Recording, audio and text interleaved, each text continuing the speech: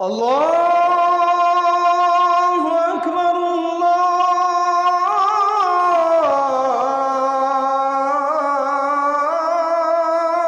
আকবার। মানুষের মধ্যে যেটি খারাপ হয়, তারা আমার সৃষ্টি জগতের মধ্যে যত নিকৃষ্ট প্রাণী আছে, যত নিকৃষ্ট বস্তু আছে, ওই নিকৃষ্ট বস্তুর চাইতেও বেশি নিচে নেমে যায় যারা মানুষের মধ্যে খারাপ হয়। এই জন্য আমার ভাই, আপনি লক্ষ্য করে দেখবেন, কোন কুকুর কোনদিন 20টা কুকুরে মাইরা ফেলাইতে পারে না। পারে কিনা? কথা কয় না। পারলে বলেন হ্যাঁ পারে, আর না পারলে বলেন নাই। আমার ভাই, কোন একটা গরু অন্য 10টা গরুরে মাইরা ফেলাইতে পারে? কোন শুকর কোনদিন 20টা 30টা শুকরে মাইরা ফেলাইছে এমন ইতিহাস পাইছেন জীবনে? কিন্তু মানুষ কোনদিন ক্ষমতার লোভে যদি পড়ে, তাইলে সে কতটা নিকৃষ্টতায় পৌঁছে দেখেন। কোন কুকুর কোনদিন 20টা কুকুরে মারতে পারে না, কোন শুকর কোনদিন 20টা শুকরে মেরে ফেলতে পারে না।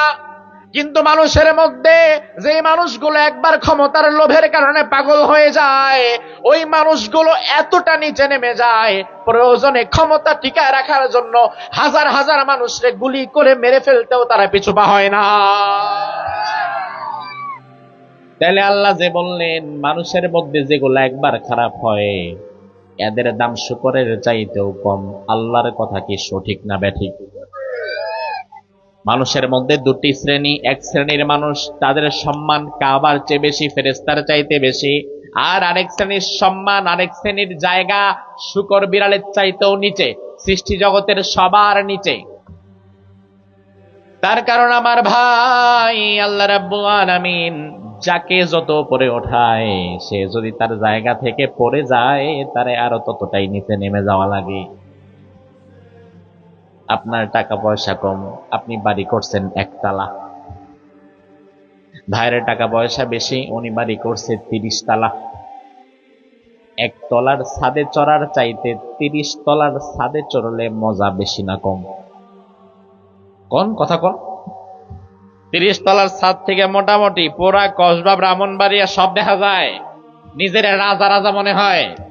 যদিও 30 তলা বিল্ডিং আপনাদের এখানে নাই, কিন্তু 30 তলা বিল্ডিং যদি কেউ করে, 30 তলার উপর থেকে পুরা কুমিল্লা কসবা ব্রাহ্মণবাড়িয়া সব দেখা যাবে, পুরা নিজের রাজা রাজা মনে হয়। আর আপনার পয়সা কম, আপনি করছেন একতলা। এখন বাতাস যদি এসে ধাক্কা দিয়ে ফেলে দেয়, একতলাওয়ালাও যদি নিচে পড়ে, আবার 30 তলাওয়ালাও যদি নিচে পড়ে, একতলাওয়ালা তার একতলা থেকে নিচে পড়বে, তার মরার সম্ভাবনা নাই। আর 30 তলাওয়ালা 30 তলা থেকে নিচে পড়বে, তার আর বাঁচারই সম্ভাবনা নাই। অর্থাৎ যার জায়গা যত উপরে, সে যদি একবার খারাপ হয়, সে ততটাই খারাপ হয়, ততটাই নিচে নেমে যায়। মানুষের জায়গা আল্লাহ দিয়েছেন সবার উপরে, মানুষ যদি তার জায়গাটা ধরে রাখতে না পারে, সে ততটাই নিচের দিকে নেমে যায়, ঠিক না ব্যাঠিক? এই জন্য আমার ভাই, সৃষ্টির সেরা শুধু দাবি করলে হওয়া যাবে না। সৃষ্টির সেরা হতে গেলে আলাদা এমন কিছু কাজ আছে যেটা আপনার করা লাগবে। সৃষ্টি জগতের মধ্যে ওই কাজ আর কেউ করে না। আল্লাহ রাব্বুল আলামিন আয়াতের মধ্যে এটাই বললেন, কুনতুম খায়রা উম্মাহ, তোমরা শ্রেষ্ঠ জাতি হবা। তুমি হবা আশরাফুল মাখলুকাত, তুমি সৃষ্টির সেরা হতে পারবা, তবে এমনি এমনি নয়। তোমার 2টা কাজ আছে, যে 2টা কাজ তোমার করা লাগবে। এই 2টা কাজ আল্লাহর পুরা সৃষ্টি জগতের মধ্যে আর কেউ করে না। পুরা সৃষ্টি জগতে 2টি কাজ আর কেউ করে না। এমন 2টি কাজ আল্লাহ আশরাফুল মাখলুকাত যারা দাবি করবে তাদের দিয়েছেন। রব্বুল আলামিন বললেন, তা'মুরুনা বিল মারুফ ওয়া তানহাউনা আনিল মুনকার। সৃষ্টির সেরা যদি হতে চাও, তাইলে 1 নাম্বার কাজ হচ্ছে সমাজের মানুষকে ভালো কাজের আদেশ দেওয়া লাগবে, এবং সমাজের মানুষগুলোকে অন্যায় কাজ থেকে বাধা দেওয়া লাগবে। আবার ভাই, কাজটারে সহজ মনে করেন না। সৎ কাজের আদেশ দেওয়া, অন্যায় কাজে বাধা দেওয়া শুনতে সহজ মনে হলেও সহজ না। সৎ কাজের আদেশ আর অন্যায় কাজে বাধা দেওয়া ভোর রাতের তাহাজ্জুদের চাইতেও কঠিন। সৎ কাজের আদেশ এবং অন্যায় কাজে মানুষকে বাধা দিয়ে রাখা 10 লাখ টাকা এই প্যাকেজে হজ করার চাইতে আরো বেশি কঠিন। আমাদের এই সমাজে এই জন্য নামাজি পাওয়া যায়, তাহাজ্জুদ গুজার পাওয়া যায়, 14 বার হজ করতে এমন হাজিও পাওয়া যায়, কিন্তু তার সামনে অন্যায় চলে, তার সামনে চাঁদাবাজি চলে, তার সামনে গরিব মানুষকে মাইর ধরে চলে। ওই ব্যক্তির ক্ষমতা থাকার পরে কথাও বলে না, 2টা বাধাও দেয় না, অথচ নিজে ঠিকই 14 বার হজ করে আসছে। এমন হাজী সাহেবও আছে না নাই? তাইলে আপনি কি বুঝলেন? হজ করা ক্ষেত্র বিশেষ সহজ, পয়সা থাকলে করা যায়, নামাজ পড়া ইচ্ছা থাকলে করা যায়, শীতের রাতে তাহাজ্জুদ পড়াও সহজ হতে পারে, কিন্তু জালিমের সামনে দাঁড়ায়া অন্যায় বাধা দেওয়াটা কিন্তু সহজ নয়। আল্লাহ রাব্বুল আলামিন আয়াতের মধ্যে এটাই বললেন, তোমরা যারা সৃষ্টির সেরা হবা তাদেরকে কাজ করা লাগবে 2টা। জোরে কোন কয়টা? আরো জোরে। তা'মুরুনা বিল মারুফ, 1 নাম্বার সৎ কাজের আদেশ দিবা, 2 নাম্বার তানহাউনা আনিল মুনকার, অন্যায় কাজে বাধা দিবা। আমার ভাই, আমি আপনার কাছ থেকে জানতে চাই, যত দিন যাচ্ছে সৎ কাজে আদেশ দেওয়া আর অন্যায় কাজে বাধা দেওয়ার মতো লোকের সংখ্যা কি কমছে না বাড়ছে? কথা কন। বাড়ছে কেমনে কইলেন মুরব্বী? কেমনে বাড়ছে কইলেন? আমি আপনার হাতে কলমে বোঝাই। আজ থেকে 25 বছর আগে, 30 বছর আগে আমরা যখন ছোট ছিলাম, সন্ধ্যার আজান দেওয়ার পরে আমরা রাস্তাঘাটে থাকতে পারতাম না। মুরব্বী যদি দেখতো সন্ধ্যার আজান দিয়ে ফেলেছে আর আমরা মাঠে ঘাটে কোথাও বসে আছি, ওই মুরব্বীর সাথে আমার রক্তের সম্পর্ক নাই, কিন্তু সে আমার ধমক দিত, এই এত রাত্রে এখনো বাহিরে কেন? যাও, বাড়িতে যাও। কার ছেলে? কোন বাড়ির ছেলে? পড়তে বসবা না? পড়াশোনা নাই? আজ থেকে 25 বছর 30 বছর আগে আমরা মাঠে সন্ধ্যার পরে থাকতে পারতাম না, রাস্তাঘাটে থাকতে পারতাম না। এলাকার মুরব্বীরা আমাদেরকে ধমক দিত, মুরব্বীদের ধমক খায় আমরা ঘরে গিয়ে পড়তে বসতাম, ঠিক কিনা? আর আজকে 2025 সালে আপনি দেখেন, গ্রামের রাস্তাঘাটে আনাচে কানাচে ক্লাস 5, 6, 7 পড়া ছোট ছোট বাচ্চারা একসাথে 8-10টা বৈশা আড্ডা মারে, বিড়ি খায়, গল্প করে, গাঞ্জা খায়। মুরব্বী নামাজ পড়ে তাদের পাশ দিয়া চুপচাপ হেঁটে যায়, একবার ডাকও দেয় না, ধমকও দেয় না। এমন মুরব্বীর সংখ্যা কি এখন কম না বেশি? তা আমাদের সময় আপনারা আমাদেরকে শাসন করেছেন, এখন করেন না কেন? মুরব্বী বাবা বলবে, হুজুর কথা তো একটা বইরা ফালাইছেন, এবার আমার জবাবটা শোনেন। 25 বছর 30 বছর আগে আপনাদেরকে যখন ধমক দিতাম, আপনারা আমাদের ধমক খেয়ে চুপচাপ ঘরের দিকে চলে যেতেন। এই সময়ে এসে যদি রাস্তাঘাটে কোনো 5, 6, 7 ছেলেবেলেরে বিড়ি খাইতে দেখি, আর ডাক দিয়া যদি বলি, মিয়া বিড়ি খাও কেন? ঘরে যাও, এগুলা ছাইরা দাও, তাইলে ওই ছেলে এমন বেয়াদব বিড়ির ধোঁয়াটা মুরব্বীর মুখের মধ্যে ছাইরা বলবে, মিয়া তোমার পয়সায় খাইনি। আছে না নাই? মুরব্বী বলবে যে আমার যে সম্মানহানি হইলো, আমার যে মান সম্মানটা নষ্ট হইলো, বলার দরকারটা কি আমার? আমরা এই সময়ে নিজেদের সম্মান বাঁচানোর জন্য হক কথা বলি না। এই সময়ে এসে অনেকে নিজের প্রেস্টিজ মর্যাদা ধরে রাখার জন্য অন্যায় কাজে আর বাধাও দেই না। এই জন্য আমাদের সামনে থেকেই ছোট ছোট পোলাপান বিড়ি থেকে গাঞ্জাখোর হয়ে যায়। আপনাকে মনে রাখতে হবে মুরব্বী বাবাজি, আপনার ভুলে গেলে চলবে না। সৎ কাজের আদেশ এবং অন্যায় কাজে নিষেধ করা এটা এত বড় দায়িত্ব। অন্যায় কাজে বাধা দেওয়ার কারণে আমির হামজা রাদিয়াল্লাহু আনহু যদি তার কলিজাটা দিয়ে ফেলতে পারে, অন্যায় কাজে বাধা দেওয়ার কারণে ইমাম হুসাইন যদি তার কল্লা দিয়ে ফেলতে পারে, অন্যায় কাজে বাধা দেওয়ার কারণে বিশ্বনবী যদি তার দাঁত 2টা দিয়ে ফেলতে পারে, ওই নবীর উম্মত হিসাবে অন্যায় বাধা দেওয়ার কারণে প্রয়োজনে জেলে যাওয়া লাগবে, এই মানসিকতাও আপনাকে রাখা লাগবে। এই মানসিকতা রাখা লাগবে। আর আপনি কোন জায়গায় বসে আছেন যে আমারে কি বলবে না বলবে, এতে আবার আমার মান সম্মান নষ্ট হবে না? এই মান সম্মানের ভয় করলে সমাজ বাঁচানো যাবে না, ঠিক কিনা? এই যে ছোট ছোট বাচ্চা, এরা আমাদের চোখের সামনে নষ্ট হবে, এরা আমাদের চোখের সামনে খারাপ হবে যদি আমরা অন্যায় বাধা না দিই। পরবর্তী প্রজন্মকে নিয়ে ভয় করেন, অন্যায় বাধা দেওয়া শিখেন, এটা আপনার দায়িত্ব। আমার ভাই, দুনিয়াতে আল্লাহ রাব্বুল আলামিন সৎ কাজের আদেশ দেওয়া আর অন্যায় কাজে বাধা দেওয়ার মতো এত বড় দায়িত্ব এক মানুষ ছাড়া আর কাউকে আল্লাহ তাআলা দেয় নাই।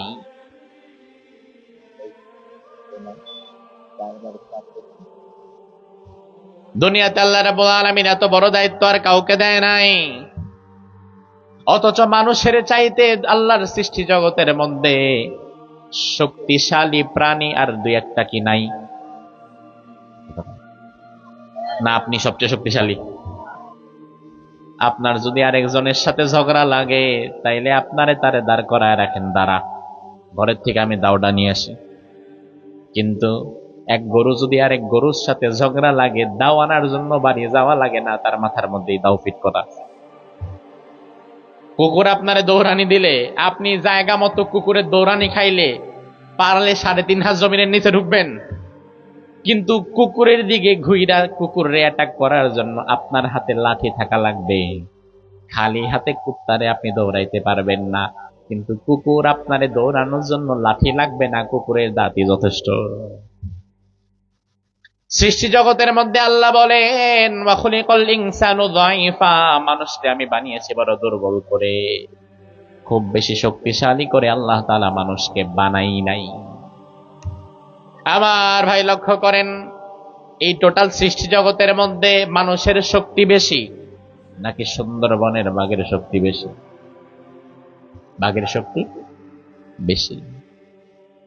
এই এরা কথা বলতেছে, আপনারা একটু দেখেন না, এগুলো তো মনোযোগ নষ্ট করে। থাক, তাদেরকে ধমক দিয়েন না, বাট আপনারা একটু দেখলেই হবে, তাহলে তারা চুপ থাকবে।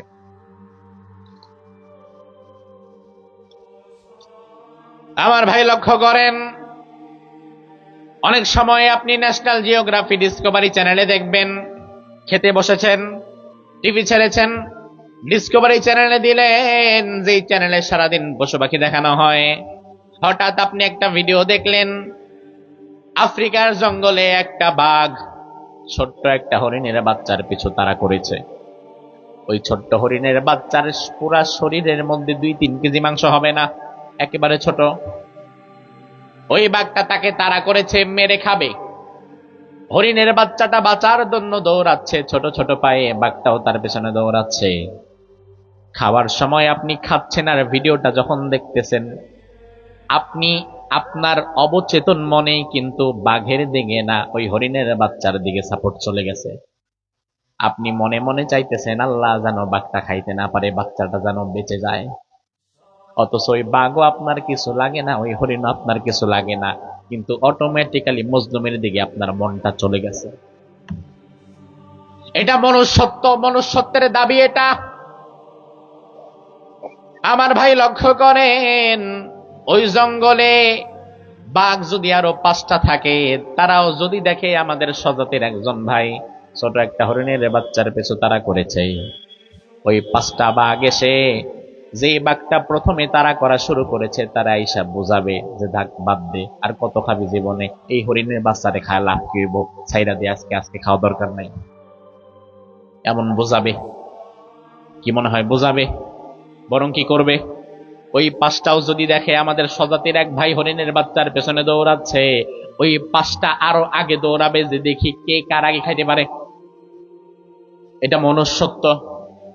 ন্যায় অন্যায় বোঝে না, সত্য মিথ্যা জাস্টিফাই করতে পারে না, এটা পশুত্ব। আর মনুষ্যত্বের দাবি হচ্ছে, আপনাদের নারায়ণপুর বাজারে রাত বাজে 11টা, এমন সময় আপনারা মাহফিল শুনে গিয়েছেন, সেখানে 10-12 জন বসেছেন নারায়ণপুর বাজারে, চা খাবেন, চা খেয়ে বাড়ির দিকে হাঁটা দিবেন। এমন সময় যদি দেখেন কসবা ব্রাহ্মণবাড়িয়ার বাইক বাজার হয়ে এক নারী দৌড়ায় দৌড়ায় আসতেছে, নারায়ণপুর বাজারে আপনাদের চায়ের দোকানে ঢুকে গেছে, ঢুকে আপনাদের কাছে বলতেছে, আমারে বাঁচান, আমারে বাঁচান, 2 জন বখাটে আমার পেছনে তাড়া করেছে। ওই মুহূর্তে আপনারা 10 জন ওই 2 বখাটের পক্ষ নিয়ে ওই নারীর গায়ে হাত দিবেন? না, বরং আপনারা মূলত ওই দুই বখাটের ধইরা দোকানের সাথে বাইন্ধা রাখবেন। ঠিক কিনা? এটা মনুষ্যত্ব। ন্যায় কোনটা, অন্যায় কোনটা, এটা দেখলে আপনার বোঝা লাগবে এবং আপনাকে ন্যায়ের পক্ষে অবস্থান নেওয়া লাগবে। আপনি যদি ন্যায় অন্যায়ের পার্থক্য করতে না পারেন, তাহলে আপনার মধ্যে আর হিংস্র অন্যান্য জন্তু জানোয়ারের মধ্যে কোনো পার্থক্য নাই। জংলার বাঘ তো ন্যায় অন্যায় বোঝে না, দুনিয়ার কোনো প্রাণী ন্যায় অন্যায় বোঝে না। ন্যায় অন্যায় বোঝার মতো ক্ষমতা শুধু আল্লাহ মানুষকে দিয়েছে। এজন্য আল্লাহ বললেন, সৎ কাজের আদেশ দেওয়া এবং অন্যায় কাজে বাধা দেওয়া, এই দুইটা গুরুত্বপূর্ণ দায়িত্ব দুনিয়ার কাউকে আমি আল্লাহ দেই নাই। এই দুইটা দায়িত্ব দিয়েছি আল্লাহ তাআলা শুধু মানুষকে। সুবহানাল্লাহ। বরং আমার ভাই লক্ষ্য করেন, এই দুইটা দায়িত্ব যদি আপনি পালন করেন, আপনার মর্যাদা বাড়িয়ে দিবেন কে? আল্লাহর হাবিব বলেন, আল আমরু বিল মারুফ ওয়ান নাহয়ু আনিল মুনকার খুলুকানি মিন খুলুকিল্লাহ ফামান নাসারাহুমা নাসারাহুল্লাহ ওয়া মান খাযালাহুমা খাযালাহুল্লাহ। সৎ কাজের আদেশ দেওয়া এবং অন্যায় কাজে বাধা দেওয়া, এই দুইটা গুণ মূলত আল্লাহর গুণ। এই দুইটা গুণ যদি দুনিয়ার কোনো মানুষ নিজের মধ্যে রপ্ত করে নিতে পারে, আল্লাহ তাআলা দুনিয়া এবং আখিরাতে তার মর্যাদা বাড়িয়ে দেবে। আর কেউ যদি দুটি গুণের বিরোধিতা করে, তাইলে সে দুনিয়াতেও অপমানিত হবে, আখিরাতেও লাঞ্ছিত হবে। সৎ কাজের আদেশ দেওয়া, অন্যায় কাজে বাধা দেওয়ারে হালকা দায়িত্ব মনে করবেন না। বর্তমান আমাদের সমাজে অন্যায়কারীর সংখ্যা বেড়ে গেছে। বর্তমান এই সমাজে আমার ভাইয়েরা জবাবটা আপনারাই দিবেন। বর্তমান আমাদের সমাজের মধ্যে মাদক, ইয়াবা, বাবা, গাঁজা, ফেন্সিডিল কমছে না বাড়ছে? ব্রাহ্মণবাড়িয়াতে আছে না নাই? কসবাতে আছে না নাই? আজ থেকে 30 বছর আগে মাদক সেবী যত ছিল, পার্সেন্টেজ হিসাব করলে আজকে 30 বছর পরে মাদক সেবীর সংখ্যা কি কমছে না আরো বাড়ছে? কেন বাড়ছে? কেন কসবার সন্তানদের মধ্যে মাদক ছড়ায় গেছে? কেন আমাদের যুব সমাজের হাতে মাদক অ্যাভেলেবেল হয়ে গেছে? আপনি বলবেন, হুজুর যুবক সমাজ ভালো না, এরা খারাপ হয়ে গেছে, এরা মদ খায়, এরা গাঁজা খায়। ও মুরব্বী বাবাজি, শুধু একচেটিয়া যুবকদেরকে দোষ দিও না। যে সমাজের মুরব্বীরা তাদের দায়িত্ব যথাযথ পালন করতে পারে, ওই সমাজের যুব সমাজ কোনোদিন খারাপ হতে পারে না। এই সমাজের দায়িত্বশীলদের বড় অভাব। এই সমাজের দায়িত্বশীল যারা, তারা দায়িত্ব পালন করে নাই। সৎ কাজের আদেশ দেওয়া যাদের দরকার ছিল, অন্যায় কাজে বাধা দেওয়াটা যাদের দায়িত্ব ছিল, তারা দায়িত্ব পালন করে নাই। এই জন্যই বর্তমান সমাজে মদখোর, গাঁজাখোরের সংখ্যা বাড়ছে। কারণ এই সমাজে অন্যায়কারীর অন্যায়ের কারণে সমাজে অন্যায় বেড়ে যায় না। আমাদের মতো ভালো মানুষের নীরবতার কারণেই সমাজের মধ্যে অন্যায় বেড়ে যায়। আমরা নীরব থাকি বলে। কারণ অপরাধী প্রথম থেকে 100 জন দাঁড়ায় না, অপরাধী 1 জন 2 জন থেকে শুরু হয়। ওই 1 জন 2 জন অপরাধী যখন এলাকার মধ্যে থাকে, ওই 1 জন 2 জনের হাত যদি চেপে ধরা যায়, তাদেরকে যদি বসায় দেওয়া যায়, তাইলে বাকি আর কেউ এই অপরাধে জড়ায় না। কিন্তু এই 1 জন 2 জনকে যদি তাদের সস্থানে ছেড়ে দেওয়া হয়, তাইলে এক সময় এই 1 জন 2 জন থেকে 10-15 জন 20 জনে ছড়ায় যায়। আমার ভাই, আপনি এসার নামাজ পড়ে যাচ্ছেন আপনার বাড়ির দিকে যাওয়ার সময় দেখলেন আপনার ঘরের পেছনে 2 যুবক বসে বসে বিড়ি খায়। আপনি প্রথম দিন দেখার পরে ভাবলেন, ওর পোলাপান মানুষ, বিড়ি তো খায়, কি আর বলবো, থাক আর আসবে না। আপনি কিছুই না বলে চলে গেলেন ঘরের ভেতরে। আবার পরের দিনও এসার নামাজ পড়ে যাওয়ার সময় দেখলেন এই 2 জন আজকে আবারও বসে বিড়ি খায় আর গল্প করে। দ্বিতীয় দিনও কিছু বললেন না। 2-4 দিন যাওয়ার পরে দেখবেন এখন আর 2 জন না, সাথে আরো 2-3 জন এখানে যোগ দিছে। কথা কি ঠিক কিনা? কারণ বিড়িখোরেরা ভালো করে বুঝে গেছে জায়গাটা নিরাপদ। 1 সপ্তাহ, 10 দিন, 15 দিন চলে গেছে। এবার আপনি লক্ষ্য করে দেখেন, এখন আর 2-4-5 জন না, 15 জন 20 জন বৈশা গেছে।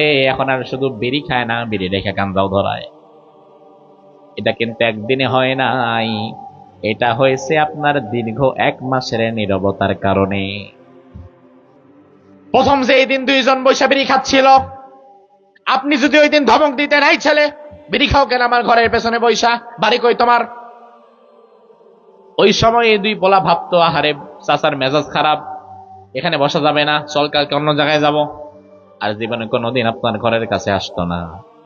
কিন্তু আপনি প্রথম দিন বাধা না দেওয়ার কারণে সময়ের পরিক্রমায় বিড়িখোর গাঞ্জাখোর একজোট হইয়া আপনার ঘরের পিছনে তারা স্থায়ী অফিস কইলা বসছে।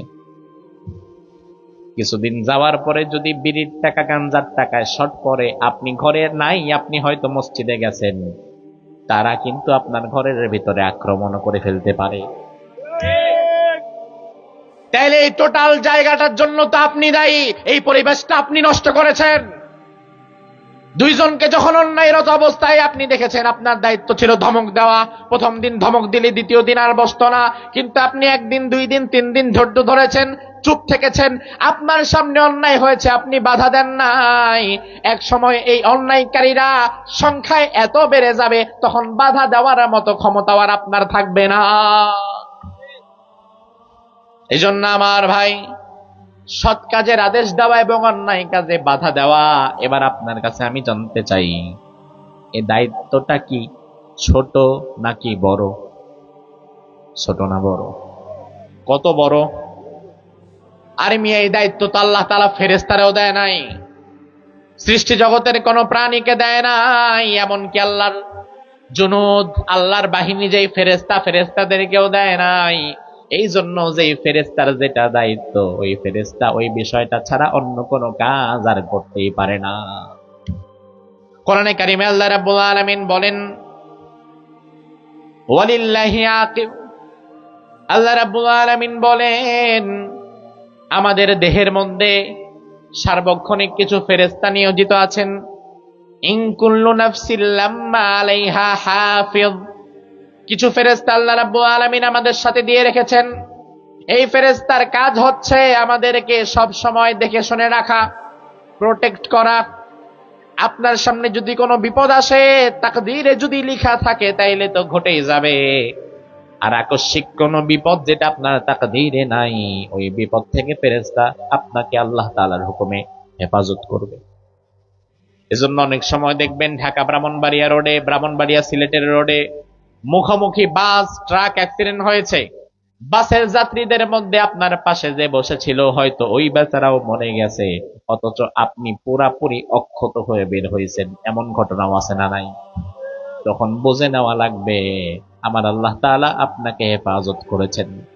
আল্লাহ রাব্বুল আলামিন আরেক আয়াতের মধ্যে বললেন, লাহু মুআক্কিবাতুম মিন বাইনি ইয়াদাইহি ওয়া মিন খালফিহি ইয়াহফাযুনাহু মিন আমরিল্লাহ।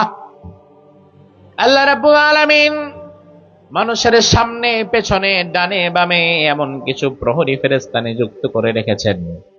ওই প্রহরী ফেরেশতাদের কাজ হচ্ছে বিপদ আপদ থেকে আমাদেরকে হেফাজত করা। আমাদের মাথার চুল থেকে পায়ের পাতা পর্যন্ত বাহিরে ভেতরে আল্লাহ তাআলা কিছু ফেরেশতা দিয়ে রেখেছে। এই জন্য অনেক সময় দেখবেন কাঁটাযুক্ত মাছ খাওয়ার সময় মাছের কাঁটাটা গলায় বিঁধে যায়। জীবনে মাছ খাইছেন আর গলায় কাঁটা একবারও বিঁধে নাই, এমন আল্লাহর ওলি ফুলের কলি কয়টা আছেন? মাছ খাইছেন আর গলায় কাঁটা বিঁধে নাই, এমন মানুষ পাওয়া যাবে না। ছোটবেলায় আমাদের গলায় যদি কাঁটা বিঁধত, আমাদের নানি দাদিরা আমাদেরকে ওষুধ দেখায় দিত, ভাত 1 দলা নাও, এটারে গোল করো, এবারে মুখের মধ্যে ঢুকাও, চাবাইবা না, ডাইরেক্ট গিলবা। এমন ওষুধ কি আপনাদের এদিকেও আছে? ও তাইলে ডাক্তার কমন। আমার ভাই, তার কারণ হচ্ছে এই ভাতের ধাক্কায় যেন কাঁটাটা নিচের দিকে নেমে যায়। এবার একবার লক্ষ্য করেন, ভাতের দলা খাওয়ার পরে দেখলেন কাঁটা নিচের দিকে নামছে, ঢোক গিলার পরে আর উপরের দিকে কাঁটা বিঁধে না, তখন আপনি আবার নিশ্চিন্তে খাওয়া শুরু করছেন। কিন্তু মজার বিষয় হচ্ছে ভাই আমার, যতবার আপনার জীবনে কাঁটা বিঁধেছে, কাঁটাটা কিন্তু গলার উপরই ভাগে বিঁধেছে। গলার জায়গাটা যদি 4 আঙ্গুল হয়, কাঁটাটা বিঁধে 1-1.5 আঙ্গুলের ভেতরে, নিচের দিকে কোনোদিন কাঁটা বিঁধে না। আবার গলার নিচ থেকে পাকস্থলী পর্যন্ত এখানে জায়গা আছে 1 হাত, যেখান দিয়ে খাদ্য যায়, আবার খাদ্যনালীটা বিশাল মোটা, সরু, স্ট্রেট না, বরং খাদ্যনালীটা পেঁচানো পেঁচানো পেঁচানো, সরু সরু রগের ভেতরে দিয়ে খাবার যায়।